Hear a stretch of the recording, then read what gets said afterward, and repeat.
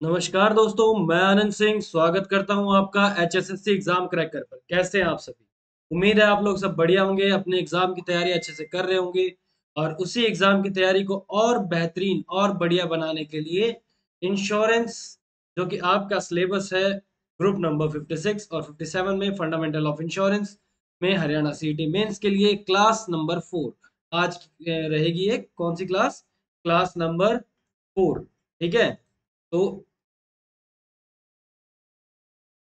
आज की जो क्लास रहने वाली है अपनी क्लास नंबर 4। तो चौथी क्लास ही आज की है। इसके अंदर हमारा जो टॉपिक है लाइफ इंश्योरेंस। पहले जो मैंने आपको टाइप ऑफ इंश्योरेंस कराया था प्रीवियस क्लास में, टाइप ऑफ इंश्योरेंस के अंदर हमने पढ़ा था कि एक लाइफ इंश्योरेंस होता है और एक जनरल इंश्योरेंस होता है। ठीक है, तो लाइफ इंश्योरेंस अकेला एक साइड था, बाकी जनरल इंश्योरेंस होते हैं। तो लाइफ इंश्योरेंस वो इंश्योरेंस थे जिनको जीवन से संबंधित है, जीवन मृत्यु से जिसका लेना देना है। ठीक है, तो उसी को आज पढ़ेंगे और ये क्लास जो होने वाली दो पार्ट में होगी। लाइफ इंश्योरेंस दो पार्ट में कवर होगा। आज का है ये पहला क्लास, पार्ट नंबर 1। ठीक है, नेक्स्ट जो आएगी वो पार्ट नंबर 2 नेक्स्ट क्लास में करेंगे। ठीक है।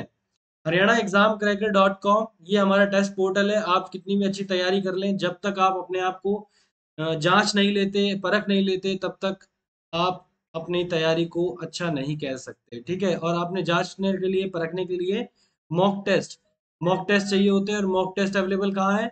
हमारे टेस्ट पोर्टल पे hsscexamcracker.com पे। ठीक है, इसके अलावा सेम मॉक टेस्ट वगैरह आप अपनी एप्लीकेशन पे फोन में भी दे सकते हो, प्ले स्टोर के ऊपर। ठीक है, तो प्ले स्टोर से अपनी ऐप डाउनलोड कर लीजिए एचएसएससी एग्जाम क्रैकर के नाम से। किस नाम से? HSSC exam cracker. अगर ये लिख के आप प्ले स्टोर पे सर्च करोगे तो आपको मिल जाएगी हमारी एप्लीकेशन। और अगर आप हमें फॉलो करना चाहते हैं टेलीग्राम पे, ताकि आपको नोट्स वगैरह सब मिलते रहे, तो टेलीग्राम चैनल पे आप नोट्स के लिए हमें फॉलो कर सकते हैं। और सभी के सभी लिंक कहाँ मिलेंगे आपको? डिस्क्रिप्शन में मिलेंगे। ठीक है जी। तो ये हुई अपनी यहाँ तक की बात। नेक्स्ट आगे चलते हैं। आज पढ़ेंगे हम इंट्रोडक्शन से रिलेटेड। इंट्रोडक्शन में जो पोर्शन है अपना, इंट्रोडक्शन में शुरुआत करते हैं परिचय से। परिचय में क्या? देखो देखो, इंश्योरेंस के बारे में, लाइफ इंश्योरेंस के बारे में कुछ कुछ डिटेल्स हमने पहले भी पढ़ी है। लाइफ इंश्योरेंस एक तरह का कॉन्ट्रैक्ट होता है। ठीक है, बिटवीन टू पार्टीज, दो पार्टीज होती हैं, दो पार्टीज हैं और दो पार्टीज के बीच में एक कॉन्ट्रैक्ट होता है। पहला कौन है? एक तो इंश्योरर होता है। इंश्योरर जो इंश्योरेंस देता है, जो इंश्योरेंस की पॉलिसी देता है। और दूसरा होता है इंश्योर्ड। ठीक है, दूसरा होता है इंश्योर्ड, जिसने पॉलिसी ली है। ठीक है, जो किस्तें भरेगा, जो प्रीमियम भरेगा, वो कौन है? इंश्योर्ड है। तो ये एक तरह का कॉन्ट्रैक्ट होता है इंश्योर्ड और इंश्योरर के बीच में। कई बार इनको क्या कह देते हैं? Life insurance. Sometimes it is also called as life assurance. ठीक है, जीवन बीमा भी इसको कहा जाता है। इसके अंदर कुछ लीगल कॉन्ट्रैक्ट पॉलिसीज होती हैं, क्योंकि जो भी इंश्योरेंस करवाता है वो एक लीगल पॉलिसीज, कानूनी अनुबंध के अनुसार बन जाता है। ठीक है, जैसे कि मैं ये कहता हूँ कि मैंने पॉलिसी करवा ली, अब मेरी 10,000 रुपये हर महीना तो मुझे किस्त देनी है। तो ये किस्त मुझे भरनी है। ठीक है, ये मेरे ऊपर क्या है? लीगल बाउंडेशन है। ठीक है जी। ये 10,000 रुपये अगर जो मुझे किस्त भरनी पड़ेगी, वो क्या होगा? लीगल बाउंडेशन होगा। नेक्स्ट आगे अगर चलें तो अनुबंध की कुछ सीमाएं होती हैं, कुछ नियमित परिभाषित होती हैं, पहले से प्री डिफाइंड पॉलिसीज होती हैं। जब भी आप किसी कॉन्ट्रैक्ट को साइन करते हो, उसको पहले अच्छे से पढ़ते हो ना। जब भी मान लो अभी किसी कंपनी के साथ कॉन्ट्रैक्ट साइन किया जाए, तो कॉन्ट्रैक्ट साइन करते समय उस इंश्योरेंस को या उस कॉन्ट्रैक्ट को अच्छे से पढ़ा जाता है। ठीक है, ताकि जो पहले से कुछ प्री डिफाइंड पॉलिसीज होती हैं, कुछ परिभाषाएं होती हैं, उनके बारे में अच्छे से बता दिया जाता है। ठीक है, इंश्योरेंस का अब काम क्या आता है? तो ये फाइनेंशियली कवर करता है, एक वित्तीय कवर देता है। किस केस में? मृत्यु के केस में। ठीक है, आपकी मृत्यु, आपकी तो ना भगवान करे ना ही हो भाई, बहुत अच्छे स्टूडेंट्स आप। बाकी मान लो किसी की मृत्यु हो जाती है, जिसने इंश्योरेंस लिया है उसकी मृत्यु हो जाती है, या एक्सीडेंट में वो विकलांग हो जाता है, डिसेबल्ड हो जाता है। ठीक है, दुर्घटना हो जाती है। ठीक है, दुर्घटना हो जाती है, एक्सीडेंट हो जाता है, डिसेबिलिटी हो जाती है, रिटायरमेंट मिल जाती है, रिटायरमेंट वगैरह लेता है। उसके बाद भविष्य की जरूरतों के लिए भी। तो ये क्या है, ये सारी चीजें किस में कवर होती है, लाइफ इंश्योरेंस में कवर होती है। ठीक है जी। ह्यूमन की जो वैल्यू है, person and family can not be determined. देखो अभी किसी क्या कहते हैं, मैं कह रहा हूँ कि भाई किसी की मृत्यु हो गई। अब देखो जिस व्यक्ति की मृत्यु हुई है, ठीक है, जिस व्यक्ति की मृत्यु हुई है, अपने परिवार, उसका परिवार का पूछ के देखना कि भाई आप कितने रुपए लोगे कि उस वो अपने परिवार की जो मृत्यु हुई है उसकी भाई उसको भूल जाओ। ठीक है, उसकी कीमत को भूल जाओ कि भाई ठीक है आप पैसे ले लो और उसको भूल जाओ कि उसकी मौत हुई है। तो जो भी लाइफ होती है ना, जो जीवन है, लाइफ है, वो बहुत ही ज्यादा इंपॉर्टेंट होता है, बहुत ज्यादा। ठीक है। तो कहने का मतलब क्या है कि किसी भी व्यक्ति की जो जीवन की वैल्यू है पैसे में आकी नहीं जा सकती। लेकिन अगर इंश्योरेंस होता है उसकी वजह से उसकी जनरेशन्स जो हैं, उसके जो वंशज हैं उनको थोड़ी आसानी हो जाती है उनके बिना भविष्य में जीने में। ठीक है। कोई मान लो कोई दुर्घटना हो जाए, अब मान लो मैंने कोई इंश्योरेंस नहीं लिया, कुछ नहीं लिया, और ना ही मेरी कोई गवर्नमेंट जॉब है जहां से कोई सहायता मिलेगी, और सडन हो जाती है मेरी डेथ। ठीक है, सडन हो जाती है मेरी डेथ, तो मेरे पीछे मेरी फैमिली को कौन संभालेगा? मेरे पीछे मेरी फैमिली को कौन संभालेगा? कौन सपोर्ट करेगा? ठीक है।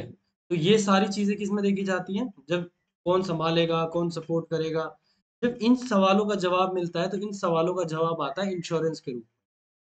ठीक है, कि मेरी फैमिली को कौन संभाल रहा है, कौन कर रहा है, तो ये सब जवाब जो फाइनली आते हैं वो किस रूप में आते हैं, इंश्योरेंस के रूप में आते हैं।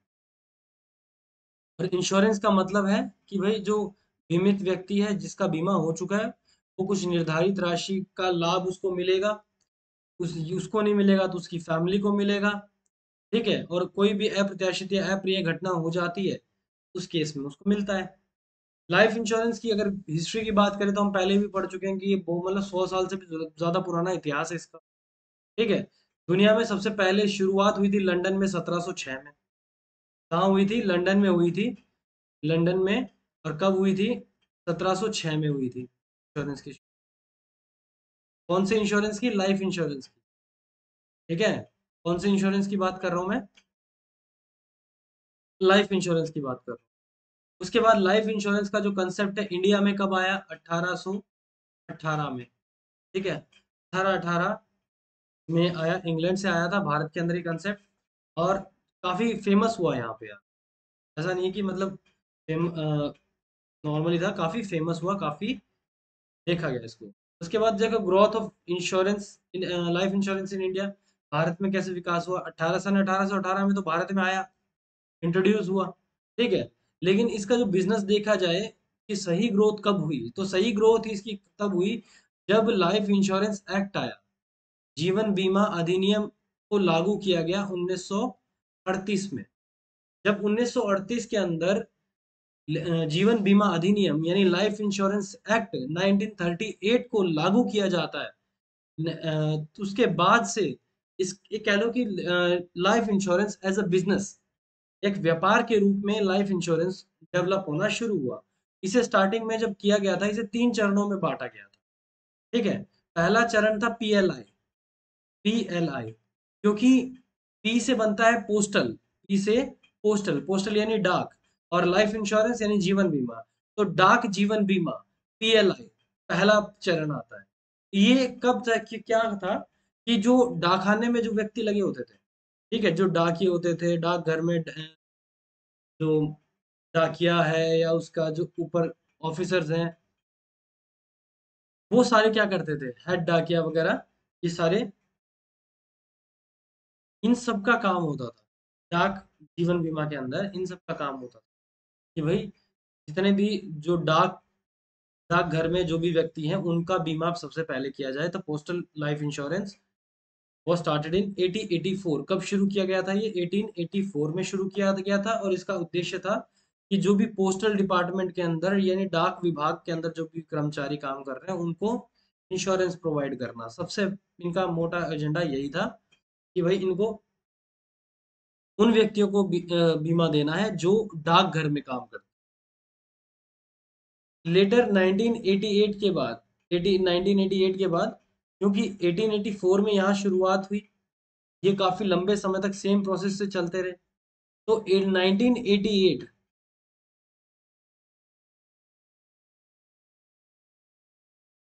ठीक है, तो सही है।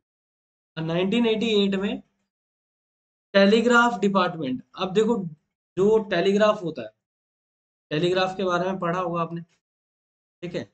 आजकल तो टेलीग्राम का जमाना है, ठीक है, हम हमारे नोट्स भी टेलीग्राम पे बांटते हैं। तो लेकिन एक जमाना था टेलीग्राफ का, टेलीग्राफ यानी तार, तार भेजे जाते थे।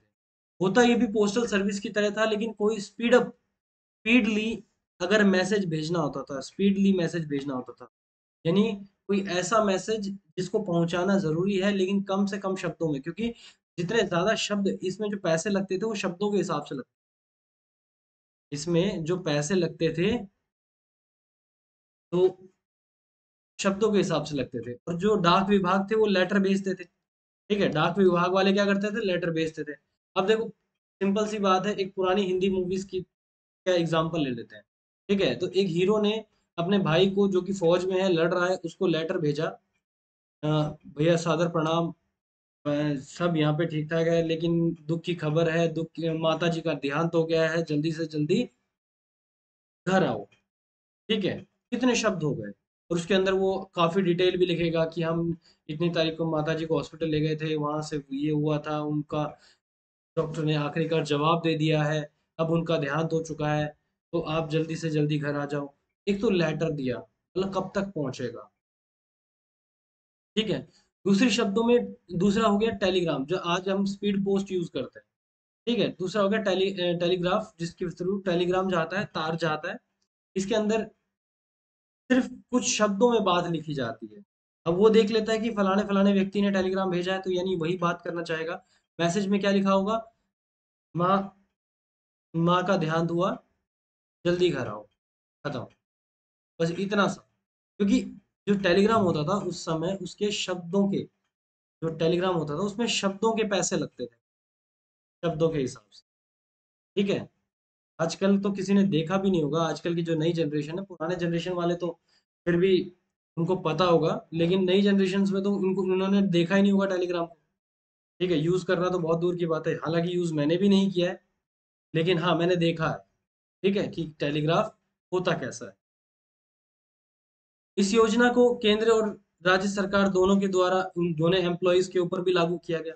1988 में इसको टेलीग्राफ विभाग के अंदर भी लागू किया गया, और साथ साथ में बोला गया कि सेंट्रल और स्टेट गवर्नमेंट के जितने भी एम्प्लॉय हैं, लोकल बॉडीज है, म्यूनिसिपैलिटी, आरबीआई है, बैंक है, public sector trust, universities, grant aided, railways, institution, education institution, scientific research, industrial research, जितने भी जितने भी औद्योगिक इकाइयां हैं या अनुबंध अनुसंधान परिषद हैं, सब के अंदर जितने भी व्यक्ति काम करते हैं और जो सरकारी पोस्ट पे हैं, ठीक है, जो सरकारी पोस्ट पे हैं, उनको क्या बोलो भाई, आप ले लो इंश्योरेंस, ठीक है, सबका इंश्योरेंस करो, सरकार की तरफ से करो, सबका इंश्योरेंस करो, ठीक है। ये भी एक बहुत बड़ी डेवलपमेंट थी उस समय की। उसके बाद 1995 में इसको और भी जनरल पब्लिक के लिए, आम लोगों के लिए खोल दिया, क्योंकि 1995 में एलआईसी बहुत ज्यादा फेमस हो चुकी, लाइफ इंश्योरेंस, ठीक है, लाइफ इंश्योरेंस कॉरपोरेशन काफी ज्यादा फेमस हो गई, क्योंकि 1995 में ही एलआईसी ने केस किया था, एलआईसी ने केस किया था भारत के संविधान के ऊपर, और भारत के संविधान के ऊपर एलआईसी केस 1995 आता है, एलआईसी केस 1995, जिसमें ये कहा गया था कि भाई,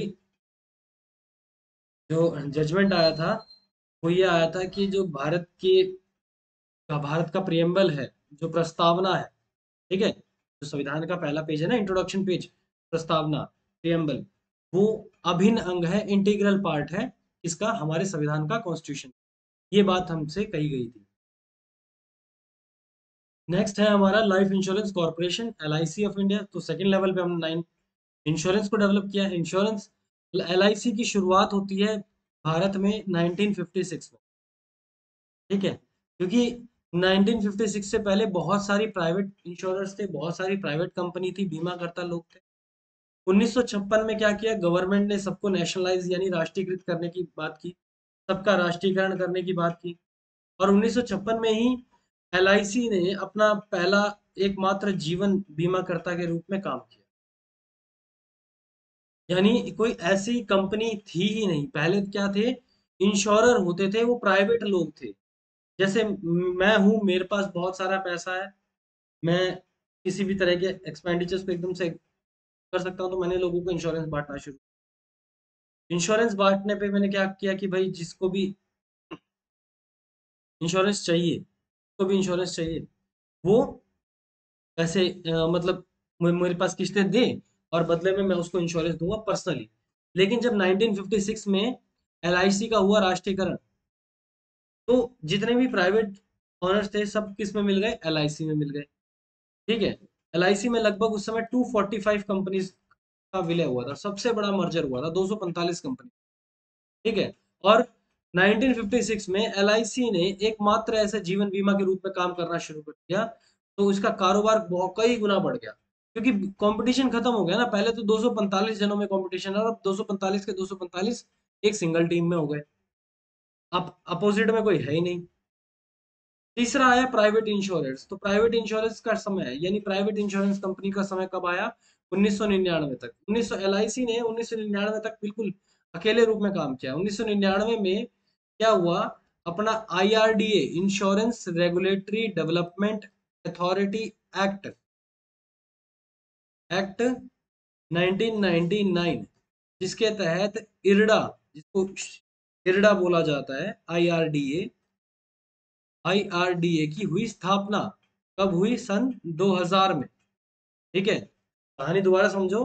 1956 में LIC आती है, ठीक है, 1956 में 1956 में LIC आती है, 1999 तक अकेली मार्केट में काम करती है। 1999 में इरडा एक्ट आ जाता है, IRDA एक्ट आ जाता है, अधिनियम पारित हो जाता है 1999 में, जिसकी वजह से कानून में कुछ संशोधन होते हैं, और इंडियन इंश्योरेंस सेक्टर के लिए IRDA, insurance regulatory development authority की स्थापना होती है सन 2000 में। और उसके बाद से प्राइवेट कंपनीज को भी मौका दिया जाता है कि आओ आप भी भारत में इंश्योरेंस बेच सकते हो। ठीक है, तो कानून में संशोधन हुआ, स्थापना हुई IRDA की। और 2000 सन 2000 में ही IRDA में जीवन बीमा क्षेत्र को निजी खिलाड़ियों के लिए भी खोल दिया। ठीक है, जो प्राइवेट प्लेयर्स होते थे उनको भी बोला कि भाई ठीक है, अब आप भी कर सकते हो इन्वेस्टमेंट इंश्योरेंस सेक्टर में। इससे भी इंश्योरेंस काफी तेजी से बढ़ा, और लगभग आज की डेट में अगर बात करें 2023 में, तो लाइफ इंश्योरेंस देने वाली टोटल कितनी कंपनी है, 24। 24 कंपनीज ऐसी हैं जो भारत में आज लाइफ इंश्योरेंस कर रही हैं।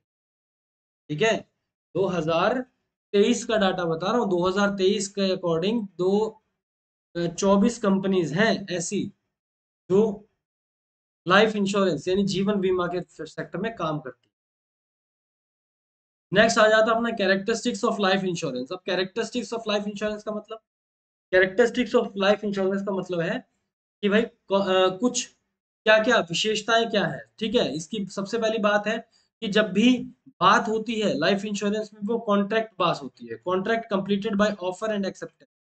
जब तक आप जैसे बीमा कंपनी है, बीमा कंपनी ने कोई स्कीम निकाली, ठीक है, बीमा कंपनी ने कोई स्कीम निकाली, जब तक जो इंश्योर्ड है, जो इंश्योर्ड पर्सन है, जिसका इंश्योरेंस होना है या जिसने इंश्योरेंस लेना है, वो अपना प्रस्ताव नहीं दे देता, उसको प्रस्ताव नहीं मिल जाता, ऑफर नहीं मिल जाता, और वो ऑफर को स्वीकृत नहीं कर लेता, मान नहीं लेता, तब तक अनुबंध को, कॉन्ट्रैक्ट को अधूरा माना जाता है, पूरा नहीं माना।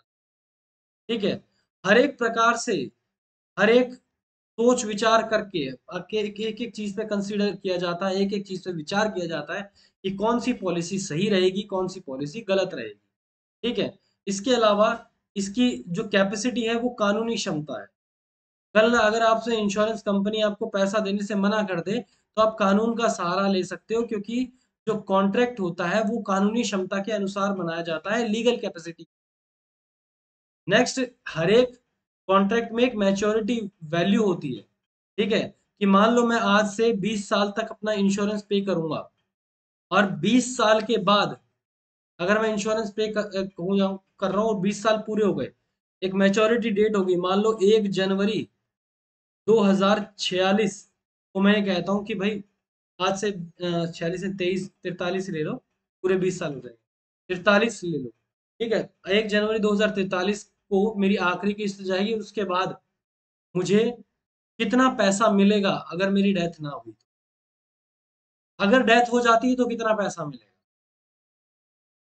ठीक है, दोनों ही चीजें अलग अलग है। कि एक तो कहता है कि भाई अगर आपकी डेथ नहीं होती ना तो आपको जी 20 लाख रुपए मिलेंगे। ठीक है, आपको कितने मिलेंगे? 20 लाख रुपए मिलेंगे।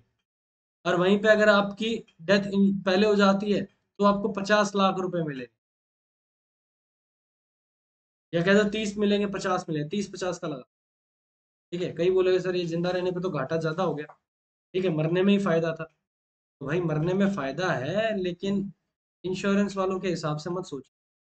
ठीक है, कहते सर बता रहे थे इंश्योरेंस मरने में फायदा होता है। ठीक है, तो इंश्योरेबल इंटरेस्ट, बीमा योग्य ब्याज। अगर आप ब्याज पे इंश्योर करना चाहते हो अपनी पॉलिसी को कहीं गिरवी रख के आप पैसा लेना चाहते हो, ठीक है, पैसा लेना चाहते हो तो आप ले सकते हो। गुड फेथ, अच्छा विश्वास बनता है लाइफ इंश्योरेंस का। ठीक है, नेक्स्ट आता है अपने objectives of insurance companies. Objectives क्या क्या होते हैं, उद्देश्य क्या क्या है? उद्देश्य तो देखो, वैसे तो इसके 4-5 ही मेन उद्देश्य होते हैं। पहले तो देश में सभी बीमा योग्य वस्तुओं को, जितनी भी चीजों पे बीमा हो सकता है सभी का बीमा किया जाए।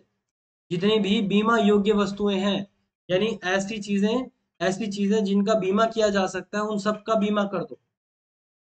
ठीक है, to spread life insurance widely and in particular to the rural areas with a view to reach all insurable persons।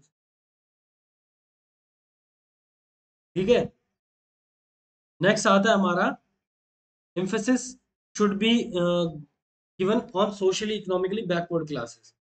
सामाजिक और आर्थिक रूप से बैकफुट पर जोर दिया जाता है। मतलब एक तरीके से अगर देखो इंश्योरेंस के थ्रू आपके पास आता क्या है, इंश्योरेंस के थ्रू आता तो पैसा ही है ना, और पैसा अगर आता है तो आपकी सामाजिक और आर्थिक स्थिति दोनों ही मजबूत होंगी। ठीक है, लोगों को लागत के खिलाफ अर्थव्यवस्था वित्तीय कवर प्रदान करना। अगर मैं वैसे बोलूं कि मैं नौकरी करके 1 करोड़ रुपया इकट्ठा करना चाहता हूँ, शायद मैं पूरी जिंदगी में 1 करोड़ इकट्ठा ना कर पाऊँ, लेकिन मैं इंश्योरेंस करवा के और 15 साल 20 साल कुछ किस्तें भरने के बाद 1 करोड़ रुपया देख सकता हूँ अपनी आंखों से कि भाई हाँ ये होता है, 1 करोड़ ऐसा दिखता है। ठीक है, और मैं नहीं देखूंगा तो मेरे घर वाले जरूर देखेंगे, उनको जरूर पता होगा कि 1 करोड़ कैसा होता है। तो कहीं ना कहीं इंश्योरेंस जो कंपनीज हैं वो आपकी वित्तीय सहायता प्रदान करते हैं, जैसे कि आपकी लागत के खिलाफ अर्थव्यवस्था वित्तीय कवर देता है। मतलब आपकी चीज जितनी लागत है उसके खिलाफ से भी ज्यादा, कहीं ज्यादा आपको कवर मिलता है। और पीपल को जो है सेविंग्स इन इंश्योरेंस इंडस्ट्री। और अगर लोग क्या है इसको बचत के रूप में भी देख सकते हैं, लोगों की पैसा बचत भी तो करवा रहे हैं ये। अगर आपको किस्तें भरनी पड़ रही हैं और आपको कुछ नहीं होता है, और भगवान करे कुछ ना हो, लेकिन लास्ट में एंड में आपको पैसा तो मिलेगा, वो पैसा आपकी कह लो सेविंग्स की तरह हो जाए। ठीक है, एकत्रित जो धन होता है, जो डिप्लॉय जो फंड है कलेक्ट किया जाता है इन्वेस्टर्स के थ्रू, को ध्यान में रखते हुए निवेशकों का जो समुदाय है उसके हितों की रक्षा करने वाले की रक्षा तैनात करना। अभी जो इन्वेस्टर्स हैं उनके भी तो हितों की रक्षा करनी पड़ेगी। ठीक है, बदलते सामाजिक और आर्थिक परिवेश को ध्यान में रखते हुए समुदाय की बीमा आवश्यकताओं के अनुसार बीमा योजनाओं का विकास करना। जैसी जैसी जरूरत है, जैसी जैसी नीड है, डिमांड है, जैसी डिमांड होगी वैसी ही सप्लाई हो जाए, तभी तो ज्यादा चीजें बिकेंगी। ठीक है, नेक्स्ट आते हैं हम एक्टिविटीज ऑफ लाइफ इंश्योरेंस यानी जीवन बीमा कंपनियों की गतिविधियां। अब गतिविधियों की बात करें तो देखो इनका भी मेन कुछ काम होता है। जैसे आप इंश्योरेंस लेने जाता है, मैं मान के चलता हूँ ये एक व्यक्ति है, ठीक है, ये एक व्यक्ति है और ये जा रहा है इंश्योरेंस लेने। ये कहाँ जा रहा है? इंश्योरेंस लेने जा रहा है किसी बीमा कंपनी में। तो बीमा कंपनी में जैसे ही इंश्योरेंस लेने जाएगा, सबसे पहले इसको क्या बोला जाएगा? ये सर ये फॉर्म है, इस फॉर्म को फिल करके लेके आओ। ये फॉर्म है, इस फॉर्म को फिल करके लेके आओ। तो ये दे देंगे इसको एक फॉर्म, ये फॉर्म फिल करेगा। तो सबसे पहले प्रपोजल फॉर्म को ऑब्टेन करना और एप्लीकेशन को भरना, प्रस्ताव प्रपत्र प्रपत्र प्राप्त करने के लिए, ठीक है। नेक्स्ट अपना आता है जो ये फॉर्म है, ये फॉर्म इसने भर लिया, ये फॉर्म वापस जमा करा दिया। ये फॉर्म कंपनी से लिया, फॉर्म को भरा और फॉर्म वापस जमा करा दिया, ठीक है। तो एग्जामिन करेंगे। अब कंपनी वाले बोलेंगे ठीक है जी आपने फॉर्म भर के दे दिया, तो हम अभी आपको जांच लेते हैं, परख लेते हैं, एक आवेदन पत्रों की जांच कर लेंगे। भाई ठीक से फॉर्म भरा है नहीं भरा है, कहीं गंदी गंदी राइटिंग में तो नहीं भर दिया है जो समझ में ही ना आए कि क्या लिखा हुआ है, ठीक है। एक सब कुछ होता है और उसके बाद इसकी पॉलिसी अगर वो एक्सेप्ट कर लेते हैं, उन्होंने सब कुछ कर लिया, चेक कर लिया, ओके दे दिया। ओके देने के बाद क्या होगा? ओके देने के बाद आएगा स्टेप नंबर 3, पॉलिसी के दस्तावेजों की जारी करेंगे, ठीक है। अब जो पॉलिसी उसके सामने रखेंगे, भाई बताओ आपको कौन कौन सी पॉलिसी चाहिए, ठीक है। ये हमारे पास ए नंबर पॉलिसी है, ये बी है, ये सी है, इसमें आपको फलाना फलाना फायदा होगा, इसमें आपको ये फायदा होगा, इसमें आपको ये फायदा होगा। तो सभी चीजें समझाई जाएंगी और उसके बाद जो ग्राहक है, इंश्योर्ड है, वो अपने आप कोई एक पॉलिसी चुन लेगा। मान लो इसने जो पॉलिसी चुनी, पॉलिसी नंबर सी चुन ली। अब इसका काम हो गया, इसने प्रीमियम देना शुरू कर दिया। जो व्यक्ति है, इसने इंश्योरेंस कंपनी को क्या देना शुरू कर दिया? प्रीमियम देना शुरू कर दिया, क्योंकि इसकी पॉलिसी फाइनल हो गई। इसने शुरू कर दिया प्रीमियम देना, किश्तों के रूप में हर बार पैसा दे रहा है, ठीक है। अब पॉलिसी का जो निर्धारक है, जो इंश्योरर है, उसका काम आ जाता है, वो स्थितियों का जायजा रखता है, एक नजर रखता है, नजरिया बनाए रखता है किसके ऊपर कि भाई ये जो बंदा है कहीं कल ना कोई गड़बड़ ना करने लगे,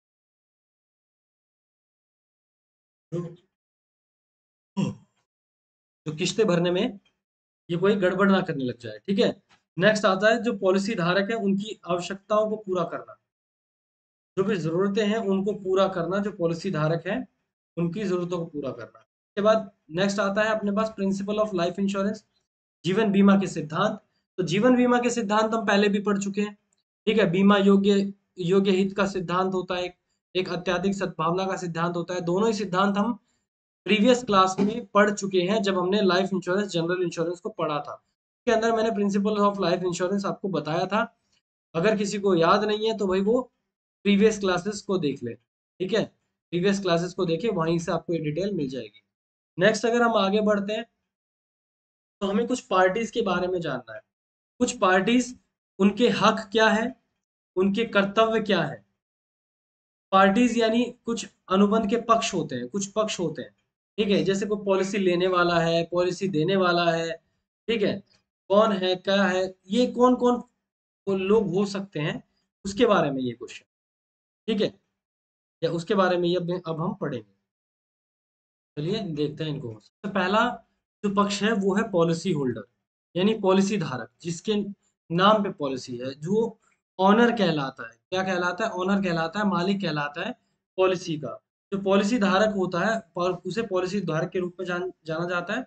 और ये जो पर्सन होता है, he is the person who takes the policy on his own life in the most of cases. ज्यादातर केसेस में क्या होता है, ये वही व्यक्ति होता है जिसने खुद के लिए लिया होता है। लेकिन ऐसा जरूरी नहीं है कि व्यक्ति खुद के लिए ही लाइफ इंश्योरेंस ले। कई बार क्या होता है, जैसे मान लो मैं आज मेरा बेटा 4 साल का है, तो मैं मेरे बेटे के नाम पे इंश्योरेंस पॉलिसी ले लेता हूँ। उसकी किस्तें हालांकि मैं भरूंगा क्योंकि वो माइनर है, ठीक है, प्रीमियम मैं भरूंगा, लेकिन ले मेरे बेटे के नाम से रहा हूँ तो भी पॉलिसी होल्डर मैं कहलाऊंगा, क्योंकि पैसा मैं पे कर रहा हूँ, ठीक है, कि पैसा मैं पे कर रहा हूँ, ठीक है। नेक्स्ट आता है अपना राइट्स की बात करते हैं। अब हमारे क्या अधिकार है, जो पॉलिसी होल्डर अगर है तो उसके क्या अधिकार होते हैं? उसका अधिकार है कि वो अपनी ओनरशिप ट्रांसफर कर सकता है। वो जब चाहे अपनी पॉलिसी किसी और को ट्रांसफर कर सकता है। ठीक है। Right to change certain policy provisions, कुछ जो कुछ कुछ कुछ प्रावधान ऐसे होते हैं उनको कभी भी वो बदलना चाहे तो बदल सकता है। ठीक है। इसके अलावा उसे पॉलिसी को गिरवी रखने का, प्लेज करने का भी अधिकार होता है।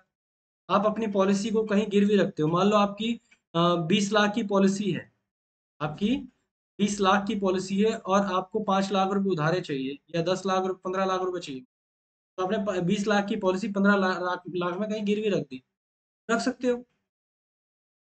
ठीक है, बिल्कुल रख सकते हो। तो ऐसे कोई दिक्कत नहीं है। तो आप उसको गिरवी भी रख सकते हो चाहो तो। ठीक है। आप उसके एवज में उधार ले सकते हो। ठीक है। पॉलिसी रद्द करवा सकते हो चाहो तो, जब मर्जी चाहो सरेंडर कर दो। ठीक है। उसके बाद चाहो तो आपका नाम बदलवा लो, लाभार्थी का नाम बदलवा लो, बेनिफिशियरी का नाम बदलवा लो। ठीक है।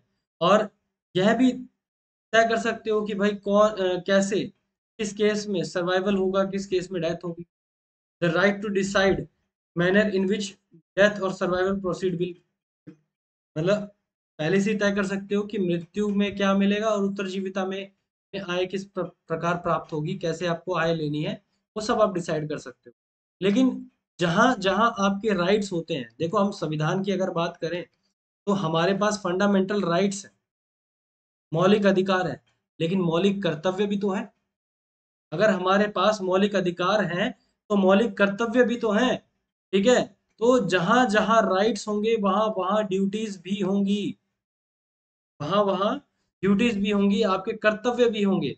तो पॉलिसी धारकों के कुछ कर्तव्य भी होते हैं, कुछ कर्तव्य भी होते हैं। क्या कर्तव्य है पॉलिसी धारक के, कि भाई टाइम पे प्रीमियम का भुगतान करे, लेट नहीं करना है।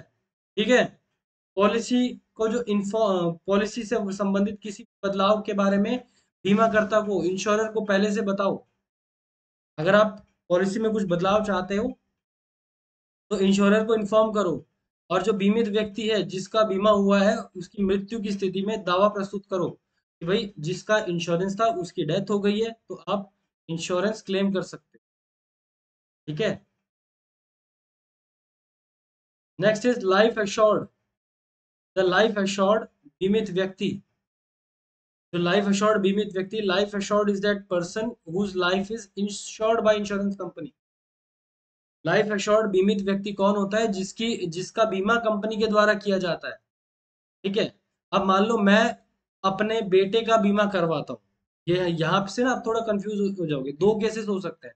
देखो, एक तो मैं हूँ और मैंने अपने खुद का बीमा करा लिया। एक मैं हूँ, मैंने अपने खुद का बीमा करा लिया, तो मैं क्या हूँ, मैं पॉलिसी होल्डर भी हूँ और मैं बीमित व्यक्ति भी हूँ। लेकिन मैंने अपने बेटे का इंश्योरेंस करवाया।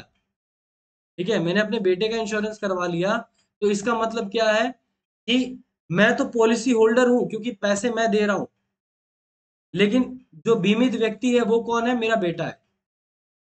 ठीक है। तो ऐसे हम समझ सकते हैं बीमित व्यक्ति कौन होता है और पॉलिसी होल्डर कौन होता है।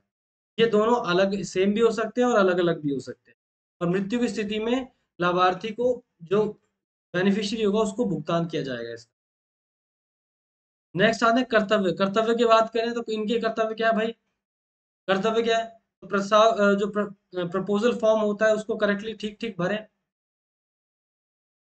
प्रस्ताव प्रपत्र है, उसको अच्छे से भरो, ठीक से भरो, सत्यपूर्वक भरो। उपायुक्त के अनुसार बीमा की अवधि का चयन करो, भाई कितने साल का बीमा चाहिए आपको पहले से डिसाइड कर लो।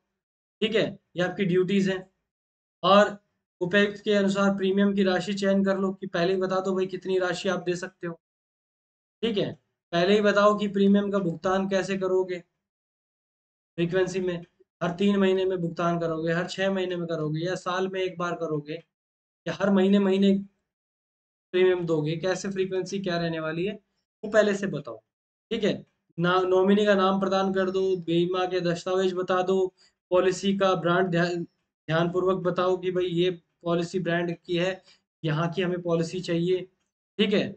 और चूक से बचने के लिए समय पर प्रीमियम का भुगतान करना, किसी भी तरह लैप्स नहीं होनी चाहिए। उसके बाद किसी भी बदलाव के बारे में बीमाकर्ता को पहले से सूचित कर दो। और पॉलिसी ब्रांड खो जाता है अगर आपका पॉलिसी ब्रांड खो जाता है तो उसके बारे में भी बीमाकृत कुछ सर्च कर बताओ कि अगर आपकी पॉलिसी का जो लेटर है वो खो गया तो नया लेटर इशू कराने के लिए भी बीमाकर्ता को पहले से बता दो। ठीक है, लेकिन अब इसके अधिकार क्या होंगे, ये तो मैंने कर्तव्य बताए। इसके अब अधिकार क्या होंगे? इसके अधिकार हैं कि जब ये पॉलिसी लेता है और इसको पॉलिसी पसंद नहीं आई तो 15 दिन के अंदर ही ये सरेंडर कर सकता है। ठीक है, जो भी आंशिक आधा अधूरा या पूर्ण, जो भी इसका जितना भी पैसा चाहिए उसका ये दावा कर सकता है। जीवन policy, to borrow money against life policy, जीवन पॉलिसी के बदले में पैसा उधार ले सकता है। ठीक है, यूलिप्स में फंड ट्रांसफर करने के लिए बोल सकता है किसी भी, या यूलिप्स के अंदर, या कह लो यूनिफाइड अकाउंट है कोई अलग से, कोई स्कीम्स हैं उनके अंदर आप पैसा इन्वेस्ट करवा सकते हो। लाभार्थी का नाम बदलने के लिए कह सकते हो, नॉमिनेशन बदलने के लिए कह सकते हो, बीमाकर्ता द्वारा बोनस की जो घोषणा होती है उसको लेने के लिए आप दावा कर सकते हो। तो ये सारे आपके अधिकार हैं। नेक्स्ट आता है पेयर। पेयर यानी भुगतान करता। अब जो भुगतान करता है वह व्यक्ति है जो पॉलिसी के प्रीमियम का भुगतान कर रहा है। तो आमतौर पर जो पॉलिसी वो है सेम ही होते हैं, लेकिन कई बार क्या होता है भुगतानकर्ता का बीमा नहीं किया जा सकता। जो भुगतान करता है, जो पेमेंट कर रहा है, उसका खुद का बीमा नहीं हो सकता। ठीक है, इस केस में जो उस व्यक्ति में पॉलिसी धारक भुगतान करता होगा, केस में पॉलिसी धारक क्या होता है, policy holder will be pair. अब जो पॉलिसी धारक है उसके पास कुछ अलग एक टाइप का होता है कि पॉलिसी धारक जो है केवल उस व्यक्ति की पॉलिसी खरीद सकता है जिसमें उसका बीमा योग्य हित हो, का इंश्योरेबल इंटरेस्ट जुड़ा हो। ऐसा नहीं कि मैं किसी की भी पॉलिसी खरीद सकता हूँ, राह चलते मैं किसी की भी पॉलिसी नहीं खरीद सकता। मैं पॉलिसी खरीद सकता हूँ जिसका इंश्योरेबल इंटरेस्ट मेरे से जुड़ा हुआ है, जैसे मेरे बेटे का, मेरी वाइफ का, मेरी मेरे पापा का, मेरी मम्मी का। ठीक है, मेरी फैमिली का इंश्योरेबल इंटरेस्ट मुझसे जुड़ा हुआ है। मैं जिस कंपनी ऑर्गेनाइजेशन में काम करता हूँ, अपने एम्प्लॉयज के लिए मैं इंश्योरेंस खरीद सकता हूँ क्योंकि वो भी मेरा इंश्योरेबल इंटरेस्ट है। ठीक है, तो कहने का मतलब कौन व्यक्ति, जैसे मम्मी पापा, फैमिली हो गया, कलीग्स हो गए, इन लोगों के साथ जो बीमा खरीदने की बात मैं कर रहा हूँ वो कौन है, इंश्योरेबल इंटरेस्ट की बात करते हैं। इंश्योरेबल इंटरेस्ट जिनका उनका बीमा योग्य हित हो, मेरे लिए योग्य हित होना चाहिए। ठीक है, नेक्स्ट आता है बेनिफिशियरी, लाभार्थी, जिसको सारा पैसा इकट्ठा होके मिलना है। ठीक है, लाभार्थी वह है जिसको मृत्यु दावों के आय प्राप्त के लिए नामित किया जाता है या अधिकृत किया जाता है। उसके क्या अधिकार होते हैं कि उसका अधिकार है कि भाई लमसम जो भी पेमेंट फिक्स हुई है उसको मिले। ठीक है, इन केस ऑफ इनकम, जीवन भर की जो आय के मामले में अपने जीवन काल में गारंटीकृत अवधि भुगतान प्राप्त करने का अधिकार है उसको। ठीक है, अपने जीवन काल में पूरा पूरा पैसा मिलने का वो उसका अधिकार है। बेनिफिशियरी का राइट है कि वो कैसे पैसा कैसे लेना चाहता है मृत्यु लाभ पे, जैसे जिसको जो बेनिफिशियरी है उसको पैसा मिल रहा है तो वो चाहता है कि भाई मैं कैश में लूँ, या वो चाहता है कि मैं मेरे खाते में पैसा लूँ, तो जैसा चाहे वो वैसा कर सकता है। नेक्स्ट आता है ड्यूटीज, कर्तव्य। ठीक है, अब ऐसा थोड़ी कि पैसा पैसा लेके चला जाएगा, कुछ तो कर्तव्य निभाने पड़ेंगे। तो कर्तव्य जब निभाने पड़ेंगे तो उसको इंश्योरर के पास जो क्लेम फॉर्म है उसको सबमिट करना पड़ेगा। जो दावा होगा, क्लेम फॉर्म होगा। ऐसा तो नहीं है ना कि किसी की डेथ होगी, उसका इंश्योरेंस था आपकी फैमिली में, तो इंश्योरेंस कंपनी वाले घर आएंगे पैसा देने। नहीं, आपको जाके वहां दावा करना पड़ेगा, क्लेम फॉर्म भरना पड़ेगा कि ये देखो जी ये मेरा क्लेम फॉर्म है, फलाना फलाना मेरे फादर ने, मेरे मदर ने, मेरे ग्रैंडफादर ने ये पॉलिसी ले रखी थी और अब आप इसकी पेमेंट कर दो। ठीक है, तो अपने उसके साथ अपनी पहचान पत्र दिखाना होगा, अपना आइडेंटिटी वगैरह स्वीकार करने पर कि भाई हाँ मैं ही लाभार्थी हूँ, मुझे ही पैसा मिलना है। ठीक है, अपनी आईडी दिखानी पड़ेगी, अपने डॉक्यूमेंट्स दिखाने पड़ेंगे। ठीक है, और साथ ही साथ बीमा धारक मर चुका है ये भी इंश्योर करना पड़ेगा। इंश्योर कैसे होता है, डेथ सर्टिफिकेट दिखा के, डेथ सर्टिफिकेट लाना पड़ेगा। ठीक है, और यह भी साबित करना पड़ेगा कि भाई जो अ, मृत्यु की पॉलिसी है उसके तहत बाहर रखे गए कारणों के अलावा अन्य कोई कारण से नहीं हुई है। अब कुछ तो रीजन लिखा होगा ना कि अगर आपका एक्सीडेंट हो जाता है। अब मैं कहता हूँ कि भाई मैंने किसी का इंश्योरेंस करता हूँ कि भाई अगर बस से आपका इंश्योरेंस, बस से टकरा के आपकी मृत्यु हो जाए तो मैं आपको 1 करोड़ रुपया दूंगा। ठीक है। और कोई व्यक्ति आ जाए, वो बोले कि भैया आपने बोला था कि आप 1 करोड़ रुपए का इंश्योरेंस दोगे, तो अब देखो मेरे भाई की मृत्यु ने बस से टकराने से हुई है, या ये जो भी व्यक्ति है कि मृत्यु बस से टकराने से हुई है, तो उसको मेरे आगे प्रूफ करना पड़ेगा कि हाँ बस के टकराने से हुई है। ये कैसे होता है? ये एफआईआर से होता है। ये किससे प्रूफ होता है? एफआईआर से प्रूफ होता है, क्योंकि एफआईआर करने के बाद जो भी इन्वेस्टिगेशन ऑफिसर होगा वो इन्वेस्टिगेशन करेगा और एफआईआर की एक रिपोर्ट बनाएगा, जिसको ये उसको दिखाना पड़ेगा कि भाई हाँ ये देखो इसकी मृत्यु इसी से हुई है। इसके खुद इंचार्ज ने जो इस केस पे है उसने भी इसकी पुष्टि की है। ठीक है। बीमाकर्ता द्वारा मांगे गए दस्तावेजों को प्रमाणित किया जाएगा, सर्टिफाइड किया किया जा सकता है। ठीक है। नेक्स्ट आता है इंश्योरर, बीमाकर्ता। अब बीमाकर्ता कौन है? वह व्यक्ति है जो लोगों को बीमा बांट रहा है, जो एश्योर कर रहा है, कुछ समय मतलब भुगतान करने के लिए वचन देता है कि भाई हाँ मैं आपको पैसे दूंगा। ठीक है। तो यह कोई भी कंपनी हो सकती है, एसोसिएशन हो सकती है, साझेदारी में कोई पार्टनरशिप हो सकती है। इंडियन इंश्योरेंस कंपनी का मतलब है insurance being a company. India के अंदर इंश्योरेंस मतलब है इंश्योरेंस जो है कंपनी है, प्राइवेट इंश्योरेंस है, पब्लिक बंदा पर्सनली इंश्योरेंस नहीं बांट रहा है। ठीक है। पर्सनली इंश्योरेंस नहीं बांट रहा है, कंपनी के थ्रू बांट रहा है। उसके अधिकार क्या है, उसके राइट्स क्या है?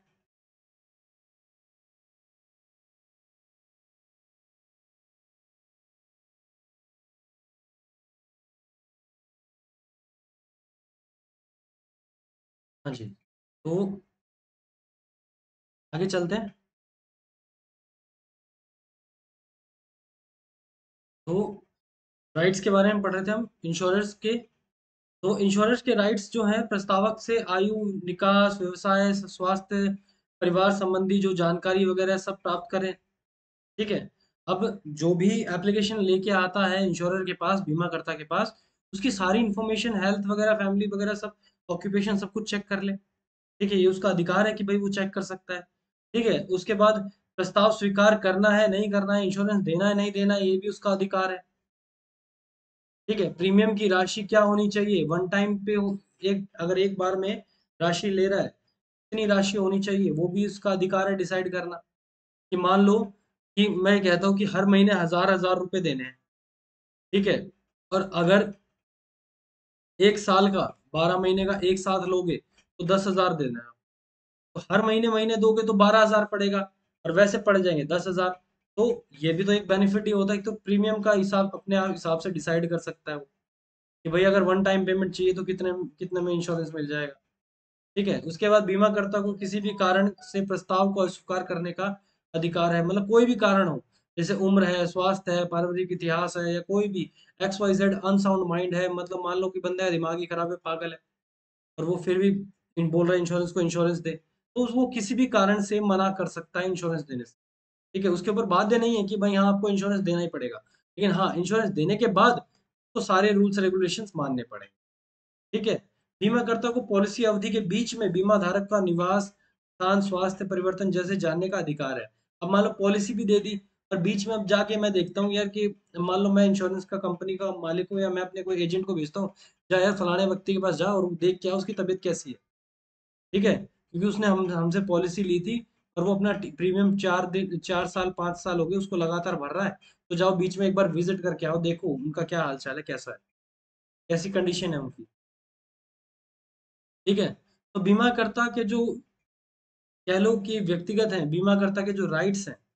ठीक है। बीमाकर्ता के जो राइट्स हैं वो काफी व्यापक हैं, काफी पॉलिसीज में काफी व्यापक के दावे के रूप में है। ठीक है। Insurer has a right to reject the claim और लैप्स पॉलिसी।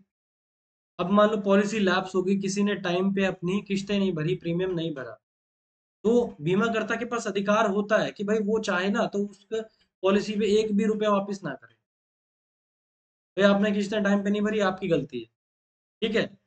पॉलिसी 6 महीने से अधिक समय तक अगर लैप्स रहती है, 6 महीने से ज्यादा पे किस्तें नहीं आती है, लैप्स रहती है, तो उसे पुनर्जीवित किया जा सकता है।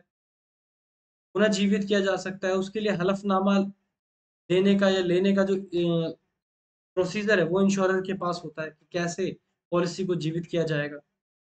इसके अलावा जो बीमा करता है उसके जो इंश्योरर है बीमा करता है उसके कर्तव्य क्या है? उसके कर्तव्य ये है कि भाई बीमा धारक को पॉलिसी के सभी खंडों और शर्तों को स्पष्ट और ईमानदारी रूप से बताना होगा। जितनी भी पॉलिसीज है, जितनी भी शर्तें हैं, सच्चाई के साथ, ऑनेस्टी के साथ सब कुछ बता दे भाई, पहले ही बता दे। बाद में वो कहते हैं ना, बाद वाली बात तो बाद होती है, पहले ये बता कि भाई हाँ ये क्या होगा, इसका क्या इलाज है।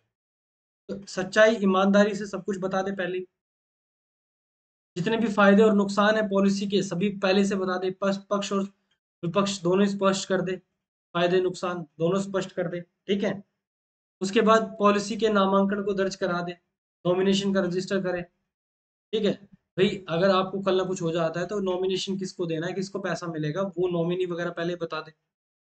पॉलिसी धारक के पास असाइनमेंट करने का भी होता है, इच्छा अनुसार वो असाइन कर सकता है, पंजीकृत कर सकता है, ठीक है, उसको कर्तव्य है। अगर बिना कोई नॉमिनी बताए किसी की डेथ हो जाए तो वो अपनी इच्छा अनुसार बता सकता है कि भाई ये बंदा था, अब इसकी वाइफ के पास जाएगा ये पैसा, ठीक है। वाइफ नहीं है तो फिर बच्चों के पास जाएगा, और जितने बच्चे हैं सब में बराबर बटेगा, लड़के लड़कियों में भेद नहीं किया जाएगा। इसी तरह जो पॉलिसी धारक के पास जो पॉलिसी बॉन्ड है उसका सब से पते पर भेजना, मतलब सही एड्रेस के ऊपर भेजना। पॉलिसी धारक को देय प्रीमियम की सूचना भेजना, भाई आज आपकी किस्त है। अब मैसेज आता है ना कई बार ग्रुप, जो मैसेजेस आते हैं, कोई बैंक से लोन लेता है और बैंक से लोन लेने से 2-3 दिन पहले ही बैंक से कॉल आ जाती है या किस्त या मैसेज आता है, सर 2 तारीख को आपकी किस्त है, ठीक है, 2 तारीख को 5,000 रुपये आपको बैंक में भरने हैं, किस्त है आपकी, ये पहले से इन्फॉर्म कर देना, ठीक है। ये तो ये सारे क्या है, कर्तव्य हैं किसके, इंश्योरर के। तो आज की क्लास में हम इतना ही करेंगे, ये पार्ट 1 था। पार्ट 1 के बाद हम पार्ट 2 नेक्स्ट क्लास में करेंगे। तो वीडियो अगर अच्छी लगी तो लाइक कीजिएगा, शेयर कीजिएगा और सब्सक्राइब कर लीजिए, ठीक है। और मिलते हैं नेक्स्ट वीडियो में। Okay, bye bye, see you.